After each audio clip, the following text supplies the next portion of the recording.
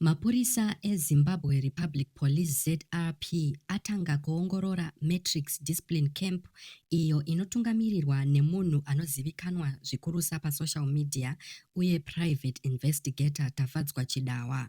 Chiito ichi chatevera kuwanda kwekunetsekana kubva kuvabereki nemacitizens pamusoro pekuvimbika kwecamp iyi uye nzira dzinoshandiswa its operational methods.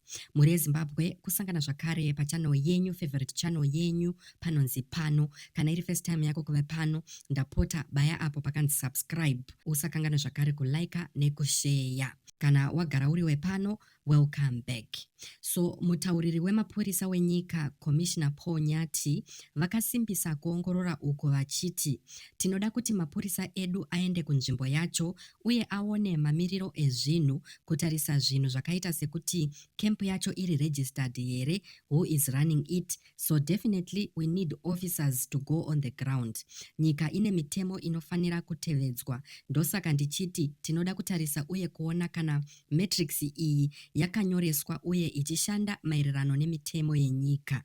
The Matrix Disciplinary Camp targeting individuals aged 7 to 24 aims to address issues such as drug abuse, indiscipline, theft and early sexual activities. Kunyange zvazvo vamwe vabereki vachirumbidza chirongwa ichi sechinodiwa mukati mekuwanda kwematambudziko evadiki, vamwe vabereki vanoratidza kunetsekana pamusoro pekutyora kodzero dzevana uye kuvimbika kwekushanda kwecamp iyi. Mumwe mubereki anoratidza kunetsekana ati camp iyi ipfungwa yakanaka zvikuru, vana vanoda discipline kunyanya iko zvino nekushandiswa kwakawanda kwezvinodhaka, asi tinoda kuona kuti kodzero dzavo hadziparadzwi here mukuita izvi. Tafadzwa Chidawa is known for his work with private investigations and security. He has promoted the Matrix Disciplinary Camp as a solution for parents troubled by stubborn children, achishandisa zvirevo 22 verse 6 iyo inoti rairira mwana nzira yaanofanira kufamba nayo uye kana akura haangatsauki pairi.